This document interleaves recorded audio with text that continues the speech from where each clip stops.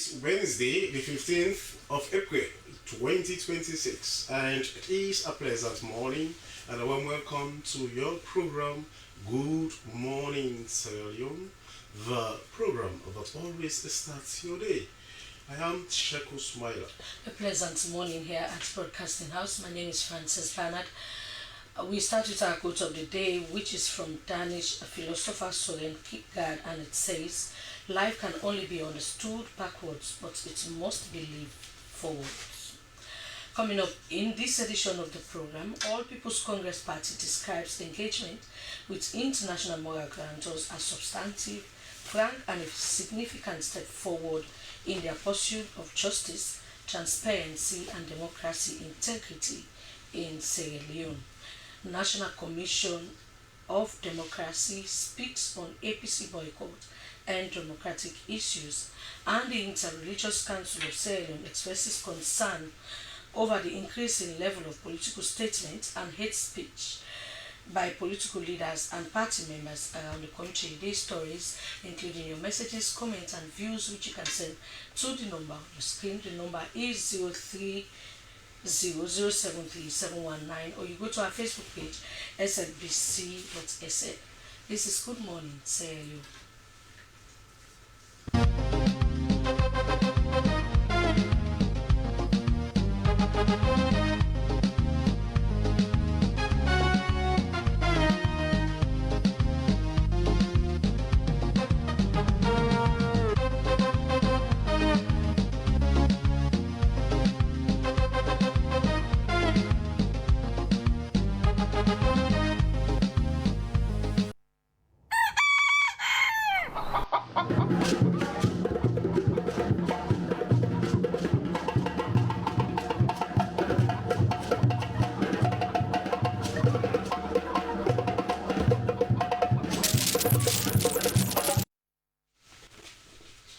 We're back, and the program you are still watching is Good Morning Sierra Leone, live from a broadcasting house, New Englandville, in Freetown.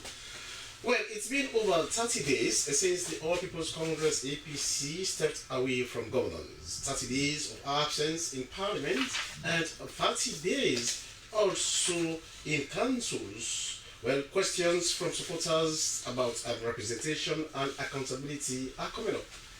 Even as things appear calm on the surface, concerns remain. Calls for dialogue have been made twice through the Speaker of Parliament, yet for over 30 days there has been no functioning main opposition in mainstream governance. What is holding their return? In a recent press release issued by the All People's Congress APC Secretariat, the party states that they have had an engagement with international moral guarantors, which was substantive, frank, and a significant step forward in their pursuit of justice, transparency, and democratic integrity in Sierra Leone.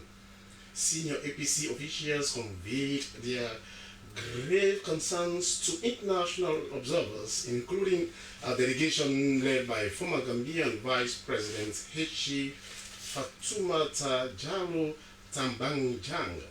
Well, in the studios to talk more on this is a member of the APC National Publicity Team, Alfred Mikhail Kuruma. Good morning, Alfred, and welcome to the program. Good morning, Sheku. Thanks for having me. So, firstly, 30 days out of governance, and I know you know that there have been, threats from certain quarters about your absence or your conspicuous absence from Parliament, for example, could cost your seats in Parliament. Now it's 30 days since this action, this political protest. Are you worried at all that motions will be moved, to declare your seats vacant in Parliament, for example? We are not worried. Nobody can remove us from Parliament. They don't have the constitutional mandate to do so because they cannot meet the threshold when it comes to, doing that. First of all, what they succeeded in doing is to ensure that only 2 political parties are represented in parliament through the PR system. So nobody that was not voted cannot represent the APC. So it is 30 sittings and not 30 days. 30 sittings, yeah, 30 sittings. Even if they want to replace APC MPs, they can only replace them with our second options on the list, the PR list. So you replace them with other APC MPs that are on the waiting list. But then this decision did not just come up like that. There were a lot of consultations before the party reaching this decision to boycott governance. It's a bottom-top approach decision. We did not just wake up at the leadership level and decided to boycott governance. All of the MPs, both those that are serving and those on the waiting list, were summoned to a meeting. All of the councillors, mayors and chairperson, those serving and those on the waiting list, were summoned to meetings. All of the elected regional chairmen, district chairmen, constituency and ward executives, we are all summoned to meetings. So our structures across the country, we are all fully consulted, Sheku. So the decision emanated from them. We had Alpha Khan the other day saying he has been approached by some members of the APC who are on the waiting list. That is incorrect. It has not been the case. And that in fact, none of them will go to parliament even after 30 sittings. If they want to replace the current MPs, none of them can, opt for that particular, decision by the SNPP to so do. But if that continues, Mr. Kuruma, would that not lay a foundation, a solid, foundation for this country reversing to a one-party state? Now, why should that continue? That should not continue. And we do not want a one-party state. That is more so we are proponent for constituency-based system. Because this is multi-party democracy. Now, before this time, there were other political parties in parliament. There was C4C, there was NGC, there were independent candidates that went to parliament because they were elected at constituency level. That is clean democracy for you. That is democracy. This is not socialism. Yeah, this is not communism. This is not aristocracy. This is not plutocracy. So we want to see democracy. That is also why we are kicking against the PR. We want multiple parties to be in parliament. Say, for example, there were other parties in parliament. Even if APC boycotts, governance of the day will still continue. But then it seems as though, Mikhailo, the two parties are really enjoying this duopoly. It seems as though they are very comfortable, with the current, system. This duopoly. Some of the other parties, yes, we do say we have other parties, but it's just a facade. These parties will not even make up to 1%. I agree. So it seems as though the two parties are actually enjoying their convenience, comfortable with this duopoly. No, we are not enjoying it. That is why we are advocating strongly for us to revert to the system as established in the Constitution. It is first past the post. That is the choice. That is the decision and the mandate given to us, by the Constitution. The PR is just there as optional when the country is in crisis. They imposed the PR system when it was not necessary to do so. But I don't want to go that way. However, the APC is ready to sit and dialogue and resolve those issues. Okay. That is most of the reason why we waited for the moral guarantors. There was a statement by the APC in a press release that we are going to stage a nationwide protest, peaceful demonstration. But we were halted by the international moral guarantors that they are going to jet into the country to sit with the APC and government and dialogue to resolve those issues. And rightfully, they were at our party office yesterday, at the APC headquarters. In the meeting, I was in attendance. I was one of those that participated in that meeting. But people say the APC as a party was largely, profoundly happy for the coming of the moral guarantors. Is that the case? Yeah, we should be happy. Okay. We should be happy because they initiated, this Bintumani Agreement for National Unity. You can agree with me that Fatoumata was actually also the moral guarantor. They came in. The Commonwealth was represented. The United Nations was represented. ECOWAS was represented. And so yesterday, All of them were at our party office again. Okay. All of the moral guarantors. We presented a position. Okay, Mr. Kuroma. Yes. What were the moral guarantors saying? What were they saying after you presented the whole issue to them? Well, by protocols, they were not in the position to have made a decisive statement at that initial stage. What they actually went there for is for us to present a case to them. When the meeting did commence, there were introductions to observe the protocol from the visiting team and the host, and then from there the meeting and overview was given by the Secretary General of the APC. Then the chairman of the party made the statement. The chief negotiator, Dr. Kelfalama, presented a position paper, and we had Honorable Abdukagbo speaking on behalf of Parliament, Yvonne Akisoya on behalf of all of the councils. We have the list of presentations we have made. About 6 individuals presented position papers to the moral guarantors. After receiving all of those position papers, including the demands of the APC, they responded to us that they have received our concerns. Okay. And that, in fact, they will sit with government to get their own side of the story. Because we have made complaints, we have reported that government is not sincere in the implementation of the tripartite committee recommendation. We raise concern about the implementations of the recommendation. We raise concern about the constitutional amendment process. We raise concerns about the census, the senior census, and a lot of other things. Okay, Mr. Kuroma, is this not a red flag that we no longer, or citizens or the main opposition you don't have trust in the government?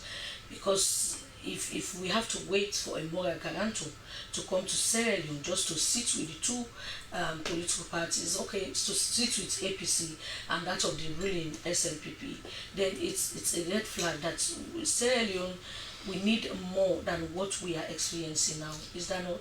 Yeah, my sister, it is unfortunate that we are degenerating to that level. I think the representative of NDC did raise it, when we are at morning coffee, that it is like there are no trust in state institutions. And it is true. There is trust deficit in state institutions because of the way we have designed it. Do you understand? The way we have designed it. I am not saying the APC is free from that. You understand? You cannot appoint individuals that are known for a political party to certain state institutions, because you have to have people whose character is beyond reproach, whose integrity is intact, to man those state institutions. For example, we have the Peace Commission. By right, the Peace Commission, if they have what it takes, the Peace Commission is enough to dialogue between the APC and SLPP and bring sanity to this country. But then, some of the people who appoint to those institutions, for example, our Sanai, who is the executive secretary, do not take the process seriously. So, Mr. Kuroma, quickly, yes, before we continue, I just want to ask if since this whole issue started, have you been approached, I mean the APC, by the Peace Commission? No. There was a point we had a meeting after the boycott. But before the boycott, we did raise a lot of concerns. The Peace Commission did not step in to ameliorate some of those concerns and leave them on the board. We raised a lot of concerns. We sent correspondences to them. They only came in after the boycott, after some weeks.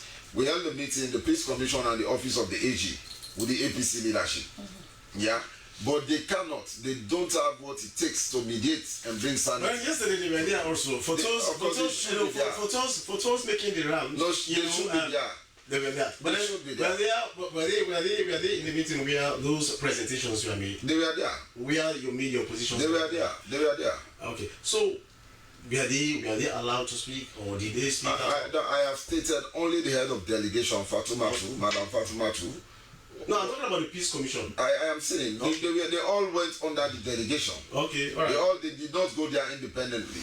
They all went under the delegation. Because even from the Bintumani Agreement for National Unity, it was spearheaded by the Peace Commission, the Commonwealth, ECOWAS, the United Nations, and Madam Fatumatu. Yeah? The UN Security Council did send a representative. So this same team should monitor the implementation of these tripartite recommendations to the letter. So they were all in attendance yesterday. They were all at the meeting. But the fact of the matter is, like she rightly did say, if state institutions, there is actually trust in them. There is no need for international moral guarantors to jet in the country to resolve some of those issues. But the trust deficit is there. Now, aside the Peace Commission, I have said Madam Samai is not treating the process with seriousness. How?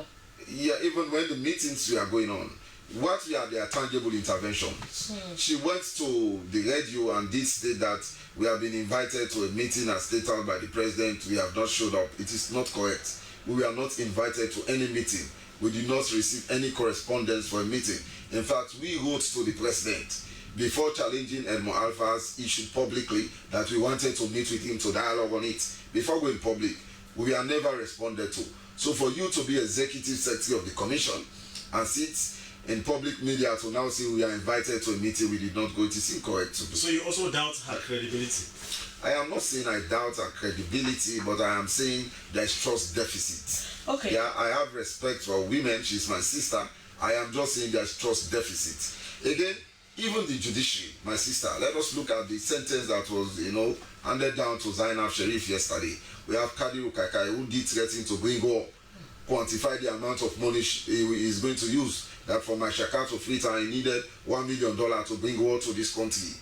He was actually called to CID but released. He was never charged to court. He was never reprimanded. He was never remanded like they did to Lansana Dumbuya. We have seen other individuals make a statement, like the Deputy Minister of Information, Bawa. He said APC should die. The chairman of the SNPP did say no more APC in this country. We've seen the president saying anybody that supported or voted APC in the bond should die. We die very early in the morning. We've seen all of those statements. No statement from PPRC, civil society. I have not seen them reprimanding those individuals. How can we have trust? Okay. All right. Thank you very much. Continue to stay with us. He is Alfred Mikayo Kroma, a member of the APC media team. This is Good Morning, Sierra Leone. If you have questions to the issues we are discussing here, send them to the number on your screen or go to our Facebook page, SLBC.SL. We continue with the program.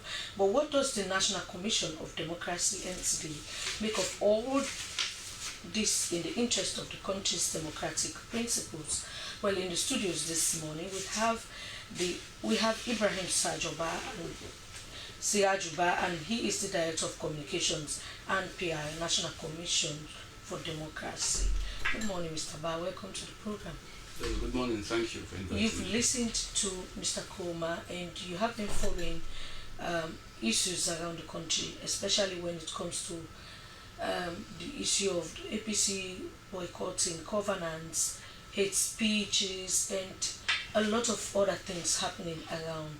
Are you concerned as an institution that is working in the interest of democratic principles? Are you concerned? Yes, thank you very much. Of course, the National Commission for Democracy is very concerned.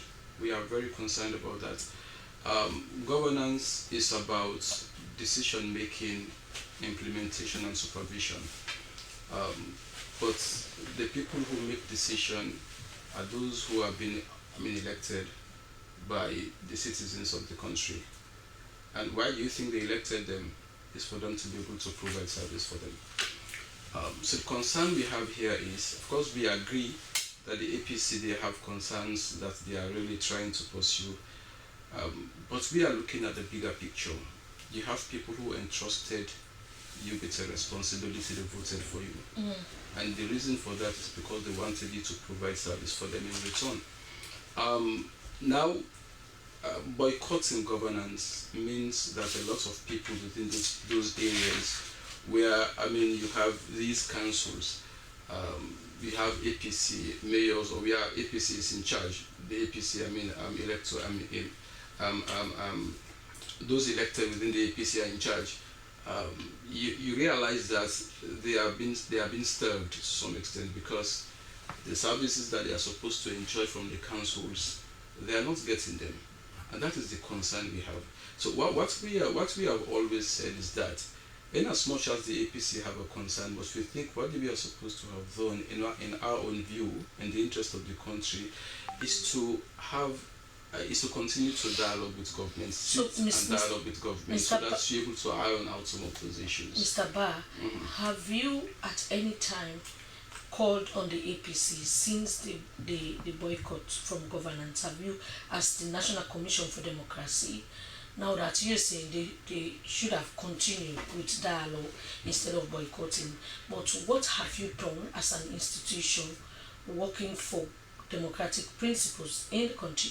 Have you ever called on the APC? Have you dialogue with them to say, yes, you are right in whatever you are calling for, but continue in governance, and then the other issues will be addressed? Have you done that? No, we have not invited the APC to have a one-on-one dialogue on that, but we've talked about this on radio, we've talked about this on television, and we've also hosted programs. We hosted what we call the Citizens Platform for Political Tolerance. This is a platform where you have all the political parties.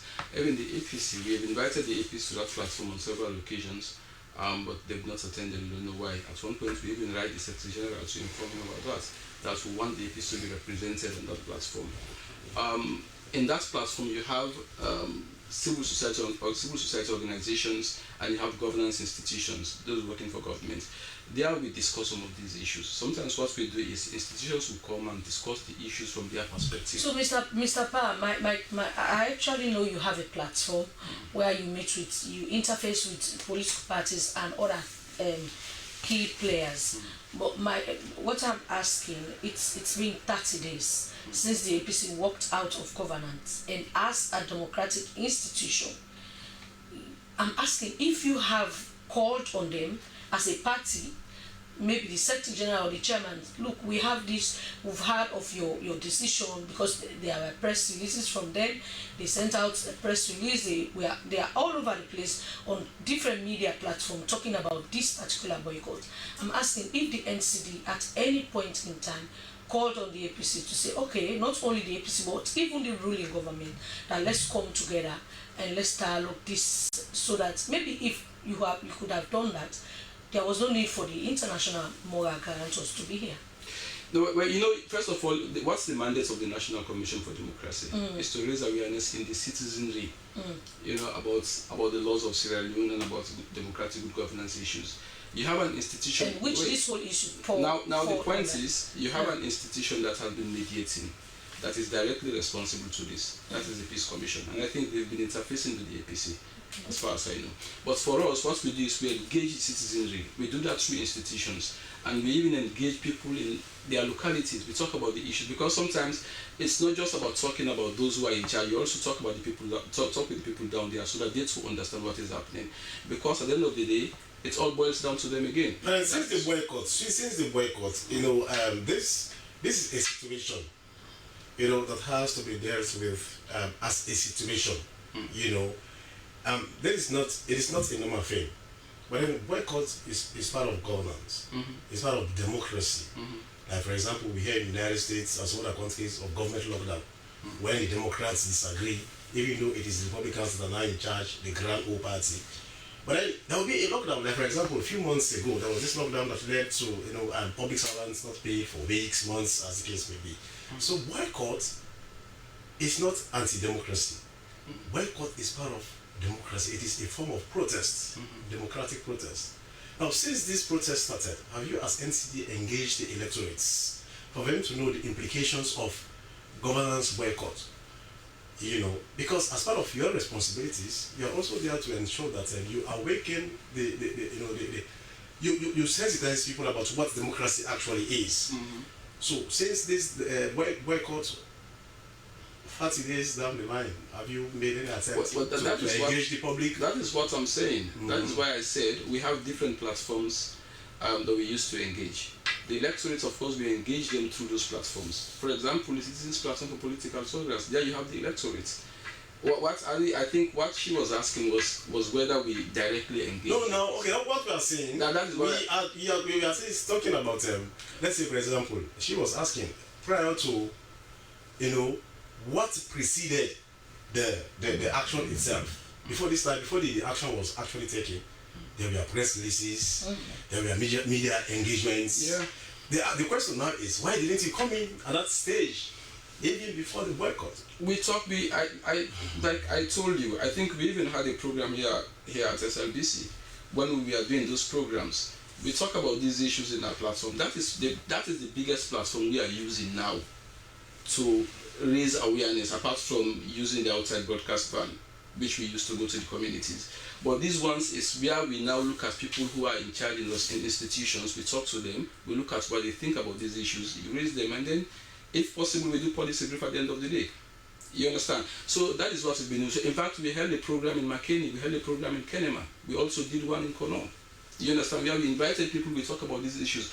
Even though the boycott, the issues that lead to the boycott was not the only issues we are dealing with. We had like 3 other issues that we are talking about. But Sarah John, you will agree with us about the other day somebody was talking about, we have our schools, not running properly, no water, no electricity. Why are not protesting about those? But then the answer has always been, yes, the social issues, the economic issues. We can only get the economic and social issues right when we get our politics right. Yeah. If politics is not right, the economy will not be right, our social issues will not be addressed. It is politics so it is a prime thing in the entire process. So this governance issue, because this is like a partial government lockdown. Because if we have 10 councils that are not functioning properly in the local governance architecture, it's a concern. Yes, and we have parliamentarians not going to parliament. Now this is not a hung parliament. Bipartisan arrangement in there, only 2 parties. That is why people keep on saying that our democracy or our political system in this country is hugely or largely a duopoly. 2 political parties dominating the political space. So don't you think this one is a serious issue that as NCD you have to take it as a flagship? That is a very serious concern. That is what I'm saying. We have been talking about that. It's a very serious concern. That is why, in fact, we raised concern that, in as much as we know that they have their issues that they are pursuing, but we really need to see how much we can address the issue. We really need to talk about it because we know people are suffering. When the APC is not in governance, as it is currently, you have a lot of people who are suffering. We talk about it. We talk to the electorate. So that is what we can do. We raise awareness. One thing about institutions, you work according to your mandate as well. That is our mandate, to talk to the people, and we do that through those. We are saying that you have your limitations, yeah, but it's like you have to do your bit. Like, for example, you said you've been engaging communities, the electorates, because actually sovereignty belongs to the people. Without us, there will be no.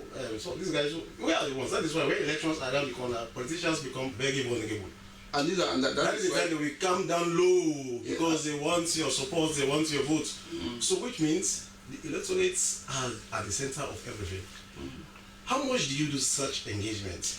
Okay, apart from the boycott now, democracy, teachings around democracy, teachings around franchise, teachings around democratic participation. How much do you engage the citizenry on this? We engage the citizenry on a weekly basis on that. In fact, let me tell you, we have our outside broadcast van.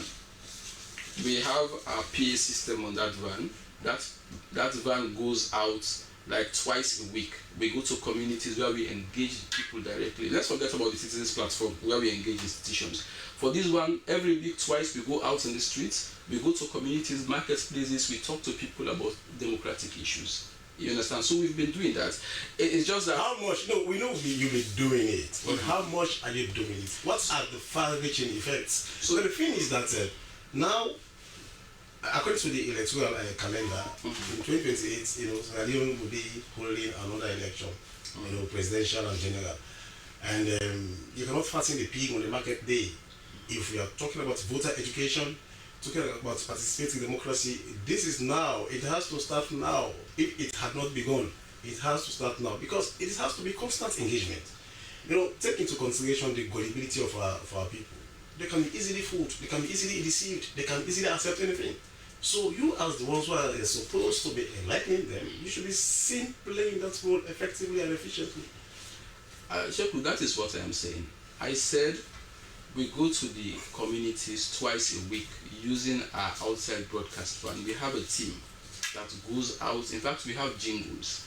and we have a team that also talk to these people in these communities. We go to like marketplaces, we go to attire pieces where we engage the people. These are the electorate. Okay. Every week we go out twice. That has been going on. So we are engaging them. That is what I'm saying. Apart from the institutions that we engage on our citizens platform, we do go out in the But then community. you take their concerns to the. No, the thing is that it has to be a two-track approach. Now, you talk to the governed, but you should also talk to the governors. Now, having heard from them, do you also take their concerns to the governors? So now what we do in that respect, we also did the research recently. So from all of what we get, we do a report. That report we share with the government. You understand? And in fact, the state of democracy reports we did recently, we are now looking at that report to see how much we can do policy briefs on issues that are raised in that report, because this research was done by how do you call them, IGR. We outsourced the research to IGR.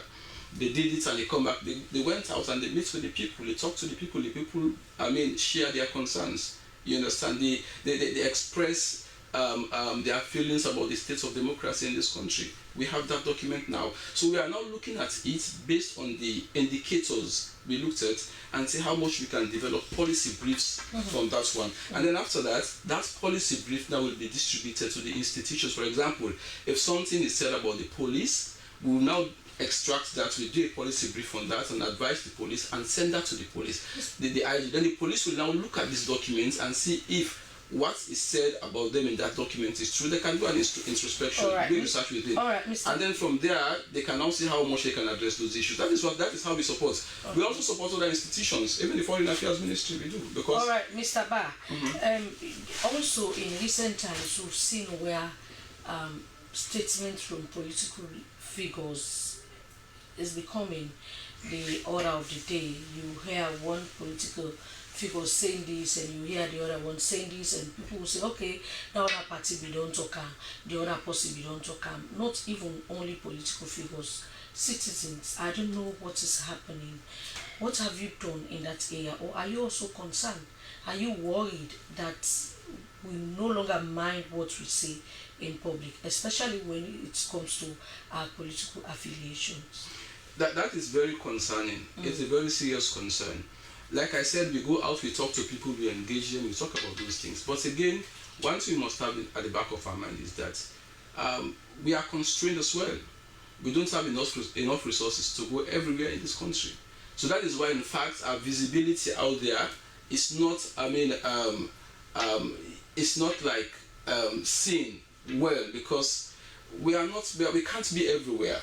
So because you are limited by resources. Of course, mind you, we're supposed to go out every day, but we are doing it twice a week. And in fact, even with those 2 weeks, what we do is like a 3-4 hours a day, because of resources. We just have one vehicle that we are using for that. For the entire country? One vehicle. For the whole country? Well, the one we are using, for now, we are now concentrating in Freetown. Well, that is one. That in fact, it's for the whole country, because it's after maybe we have a target. After Freetown, we now take it to the other region. And then the vehicle will be there doing its work, then after that it goes to another region. So in as much as you have all the strategies, you want to do things, but you are limited because you don't have enough, you don't have the resources that you would use to go out there and implement some of these ideas. And that is the problem we're having. You will have all what it takes, but when the resources are not there, you are constrained. You can't be able to do it. Wow. But so how do you manage with the limited resources that you have? Because I know that I was even coming to that. That the NCD is one of those institutions that are hugely under resourced. That is palpable. That at times you don't need to be told. But the thing is, this democracy that we are nursing, democracy or democratization is not an event; it is a process. We started this process some 30 years ago. I think exactly 30 years in this year, right? Last year. No, this year. It was in 1996? Yeah, 1996 to now. Yeah? So it's like 30 years. So now, as NCD, how can you actually, what is your assessment of our democracy 30 years down the line? Do you think we are flip-flopping, or we are in the pond and out of the pond? like you started like you said just now, it's a process. And again, let me make this clear. As an institution, we don't like express our own opinion as to what the state of democracy is. That is why we embark on research. No, but when democracy is progressing... Now, let me just land. Now, the position we take is always the position of the people. That is why when we do the research, mind you, we are very few at NCD. You understand? So that is why we do research. When you do research, you go across the country and get the views of people. And when you get the views of people, what they tell you about what they think is the state of democracy, then that is what you use as an opinion as an institution. You understand? Because sometimes that is the problem. If we sit at NCD and just concoct and say, okay, because of this is what we think, this is our state of democracy, or this is the way, then we have a problem. Because, based on the studies and based on the surveys you've done, is our democracy progressing or retrogressing or stagnated? No, our democracy, based on the last research we did, the state of democracy survey, our democracy is progressing. It's progressing gradually. Like you said, it's a process. We have a lot of challenges. All right, Mr. I can tell you, a lot of challenges. But in spite of that, our democracy, mind you, in spite of all the challenges we have, we are still moving on because all the democratic structures are in place. All right, thank you very much. He is Ibrahim Siajuba, and he is Director of Communications and PR, National Commission for Democracy. This is Good Morning, Sierra Leone. If you have questions for Mr. Ba, you send them to the number on your screen or go to our Facebook page. Now it's time for us to look after our health, and for that, let's take our health tips. In today's health tips, we take a look at the decongestants versus antihistamines. Not sure what to take for your stuffy nose or allergy symptoms. Learn the key differences between the decongestants and antihistamines and when to take each. Take a look at this video and learn from it. Your nose is blocked. Your head feels like it's filled with cement. Or maybe it's the sneezing and watery eyes that you can't shake. And here you are, standing in front of a wall of medicine, wondering what to get. A decongestant? An antihistamine? What's the difference? And which will help you feel human again? Let's clear it up. Your first objective, know what they treat. Decongestants are your go-to for that blocked, stuffy feeling. They work best when a cold, sinus infection, or other invader has your nose bound up, but they won't treat the infection. Antihistamines are built to take on your allergy symptoms, like sneezing, runny nose, watery eyes, and itchiness triggered by pollen, dust, or pet dander. And how you use them matters. Decongestants are a short-term fix. You might take them for a few days when your sinuses are on the fritz. They're not meant for long-term use, especially nasal spray decongestants. Using those more than 3 days straight can actually make your congestion worse. Antihistamines, especially the non-drowsy ones, are often used daily during allergy season to prevent symptoms. Think of them as a strategy for managing your allergies for the long haul. But how do they work their magic? When you have a respiratory infection, the blood vessels in your nasal passage swell. That doesn't leave room for air to flow. Decongestants shrink those blood vessels to open up some space. Antihistamines work by blocking histamine. That's a chemical your body releases during an allergic reaction. But what if it's both? What if you have allergies and a cold? First, our condolences. But no worries, we got you. You can take both, or use a combination medicine like Claritin D or Zyrtec D, which include an antihistamine and a decongestant. Just check with your provider first, especially if you have high blood pressure, glaucoma, or other health concerns. If you choose a decongestant, check labels before you buy. A medication called oral phenylephrine was once common in over-the-counter decongestants, but it's been judged ineffective by FDA advisors and is being phased out. The more you understand about what's causing your symptoms, the easier it is to find relief. When in doubt, don't guess. Ask a healthcare provider. They'll help you breathe easier, literally. Well, I guess you've learned a lot from that short video. Well, it's always good to look after your health. This is Good Morning Sierra Leone. We still have Alfred Menkai Kuruma from the All People's Congress with us in the studios. But before we went for that break, we are talking to Siraj Jubar from the NCD. Now, Mr. Kuruma, let's go back to our discussion. How long do you think will the APC stay out of governance? It is not deliberate.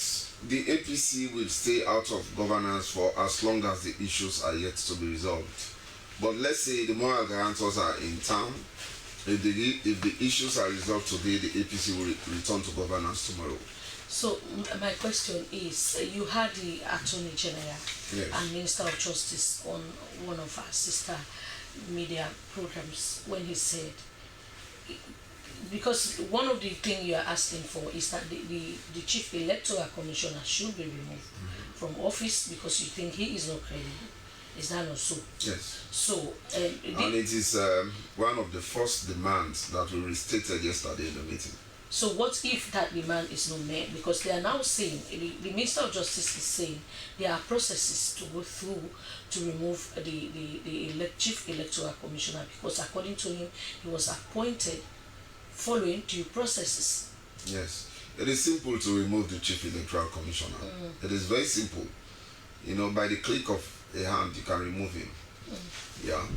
Are you thinking of the Constitution as well? I understand. That is why I said it is simple for the chief to be removed. The president can rescind his appointment. If it is lawful for the president to appoint, it is also lawful for the president to rescind his appointment. Understand that clearly. Secondly, the president can advise the Chief Electoral Commissioner to resign. When you resign, you don't go through processes. No process. It is just a matter of you writing a letter and then the president will appoint another person. Now, say for example, we've seen circumstances in which governments, presidents have advised people to resign. Now, let us recall that after James Jonah, there was Walter Liko. During Tijan Kaba's era, 1996, James Jonah was Chief Electoral Commissioner. In 2002,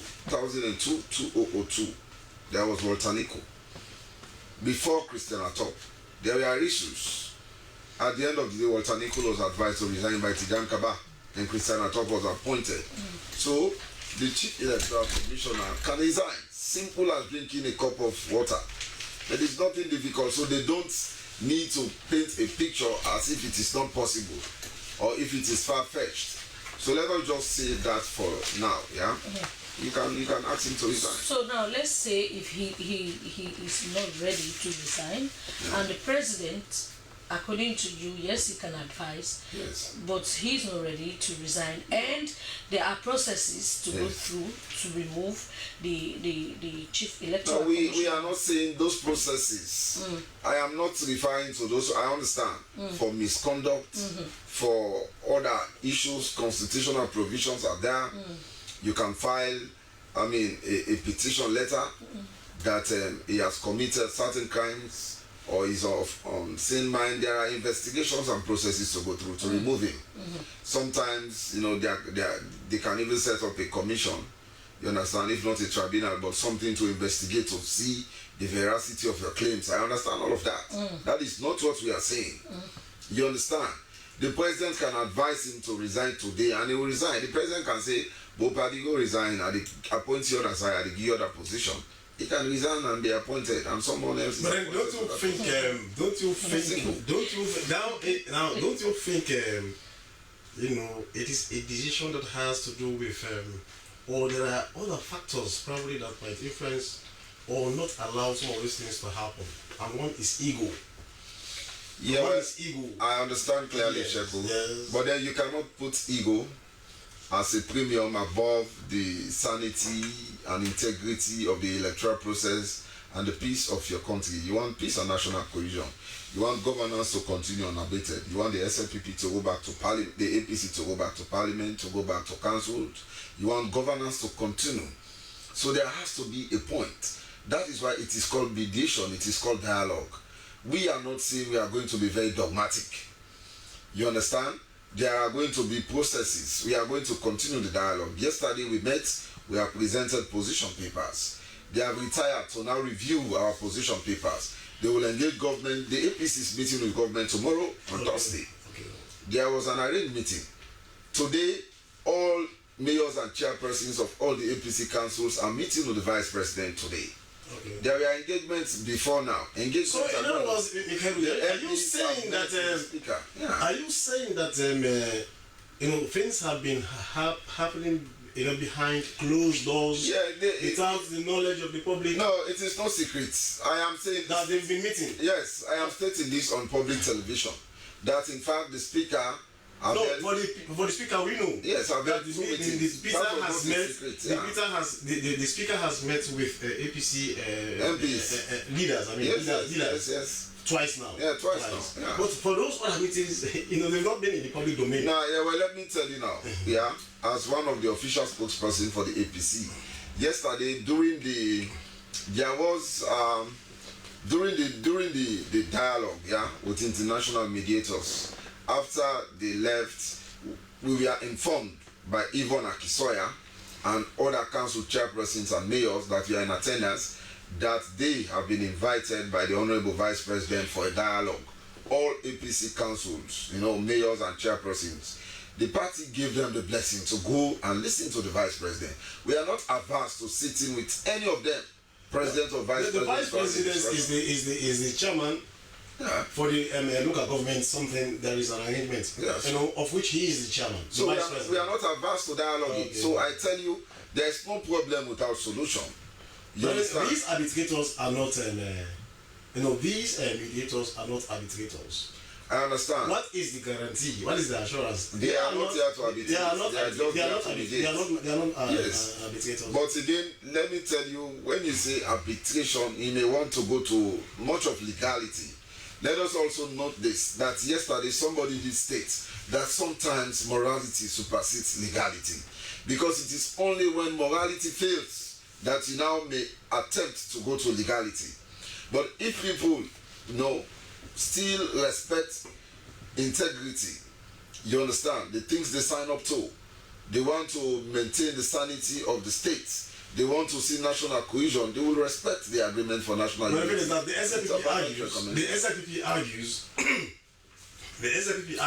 that your argument is based on morality and not legality. Yeah. And that in this entire debate, according to the SNPP, legality prevails. I understand clearly. It is not only based on morality. You see, I don't want to go deep into the tripartite recommendations, but the preamble of the recommendations, that the 2023 elections were full of controversies, that the committee met at Bintumani, and that the tripartite recommendations are implementable and actionable. They are implementable and actionable. I have stated on countless occasions that this is not a gentleman's agreement. I have said it is a treaty, it is a pact, it is a contract. That has been reaffirmed by the Justice Minister, even when somebody was trying to trivialize it, that it is just a gentleman's agreement. The Justice Minister did say government did not view it as just a gentleman's agreement. Because if you are a representative of government, you are no less a position but the Chief Minister, Chief Negotiator. You sign up to an agreement. You don't call it, a gentleman's agreement. At State House, exchanges of signatures and documents, we are done. Okay. That is why moral guarantors, they don't have money to waste to jet into the country from ECOWAS, from Commonwealth, from the UN. They don't have money to waste. Talk to us we need to respect that. Talk to us about your proposed lower level, world Leone elections this weekend. Quickly, in few. Well, this weekend, I am skeptical about this weekend. Because of the fact that we still have petition cases at the PPRC. We are hopeful that by early next week they will have concluded with those petitions. Maybe next weekend, after this weekend, we shall have a completion of the remaining lower level elections. For what? Those that were cancelled and those that were petitioned. But on the 16th of May, 2026, next month, we are going to have constituency elections across the 132 constituencies. Okay. Okay. Quickly, Sirajo, now, what is going to be your role moving forward insofar as issues around the implementation of the tripartite,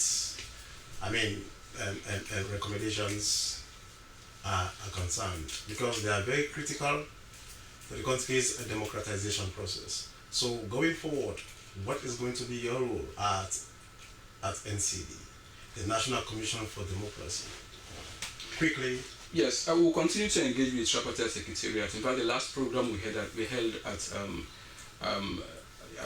the Citizens Platform, we invited the Secretariat to give us updates on that, but unfortunately they did not come. So we had to go through their website and see what they've done. And we will continue to engage. We are also, talking to people about that there are recommendations. Some of these recommendations have been, implemented. Some have not been implemented. Implementation is going on, but I cannot give details on that. But we continue to engage with them anyway, and we'll continue to do that and inform the public about its progress. All right, thank you very much. Continue to stay with us. Well, it's now time for us to go through the dailies for today. For that, we start with Shepherd. Do you want to? Yes, the Satellite newspaper says, as judgment delivered at last, Zainab Sharif goes down. Because of time, we just read a few of the headlines, but this is the prime headline in this newspaper today, the Satellite. And from the Satellite, we go to the Independent Observer, proportional representation, and the search for inclusive democracy in Sierra Leone. GST in Sierra Leone, how Dr. Ibrahim Bangura will make a difference. These and more you'll find in the Independent Observer. Now, from there, we move on to the Calabash newspaper. And the Calabash says, moral guarantors deepen engagements with government, APC over tripartite agreement progress. Dr. Sidi Mohamed Tunis honored at National 70 Most Influential Students Awards. These are some of the stories you can see in the Calabash newspaper. From the Calabash, my next newspaper is the AYV newspaper. AYV newspaper Chief Minister meets moral guarantors. He affirms commitment to unity agreement implementation. And APC discusses unity agreement with moral guarantors. The stories and more you will find in the AYV newspaper. Well, from there, I move on to my final paper. I don't know the list, and it happens to be the Africa 24. Africa 24 says, incumbency will not help us, SLPP MP says. Still with the Africa 24, to mitigate Middle East conflict impact, Finance Minister seeks IMF, WB Bank, World Bank support. At Saratel, government outlines state of affairs. These are some of the stories in the Africa 24. Our final paper for today is the Standard Times newspaper. Standard Times, a treacherous pattern of politicizing governance issues and fundamental rights under siege, a constitutional analysis of the 2026 National Central Intelligence Bills. These stories plus more you can find in the Standard Times newspaper. Well, we must say that views expressed in these newspapers do not reflect the views of the SIBC. We are merely saying what the papers are saying, and we have to go. But Mr. Kouma, so what next should the public expect from the APC after these meetings with different stakeholders? You've just said that the councillors and mayors, chairmen, we'll be meeting, we'll be meeting with the vice president, and you'll be meeting, the party will be meeting with government tomorrow, and you have met with the moral guarantors.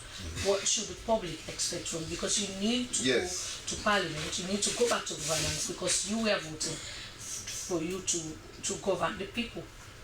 Yeah, our press release is very clear. after the meeting yesterday, this is dated 14th April, we uttered an official statement informing the public about the outcome of the meeting and our expectations. We are hopeful that after those dialogues, we shall resolve those political impasses and that most of the demands of the APC shall be addressed. We are hopeful. And it is not that we want to hold the country to ransom or we want to stifle governance. All we wanted is for our concerns to be addressed so that the 2028 elections will be free of many problems. There are no elections without problems, but we want to minimize the problems. Okay, thank you so much, Mikhailo. But then Mikhailo is in the school columns. Yes, the COSA. Yes. Congratulations on your celebrations. Thank you. Yes, COSA. How many years are you I'm celebrating? a proud product. We are celebrating 73. Okay. I'm a proud product of the government secondary school Kenema. Your school is as young as I don't know how to as Albert. No. Mine is 160 years. Mine is 160 years old. You understand? Albert Academy is 122nd this year. Oh, really? Yes, we are very old, All right. And that is how we say goodbye, Frances. Yes. And the program has been Good Morning Sierra Leone, which came to you live from the Sierra Leone Broadcasting Corporation Television and through our social media handles. Many thanks to the entire production team, especially producer Daphne Zainab Kamara. I am Sheikh Usmaila. My name is Frances Bernard, and congratulations to COSA, even as they celebrate. Is it 73 years, Mr. Kroma? Yes. 73 or so. Around that, we brace up for the ladies of Freetown St. Joseph Secondary School as our 160th anniversary. It's just 2 weeks away. So this is how we say goodbye. Have a lovely and wonderful day. As a mother of the house, whenever I want to prepare palm soup, there's no need pounding palm fruit. All I need is Nkulenu's Ghana's original palm soup base. My soup is done, and its preparation, it is not difficult at all. Nkulenu palm soup base, it's easily done with no difficulties. Just take few ladles and your soup is done. And its flavor, it's amazing. This is Nkulenu's Ghana's original palm soup base. And this is Nkulenu's Ghana's original spiced palm soup base. Iron fruit and turkey berries are naturally added. Also available Brown Gold Natural Cocoa Powder, Sunny Gold Brown Sugar, Neat Fufu Flour, Shito, Pisa, and Moringa.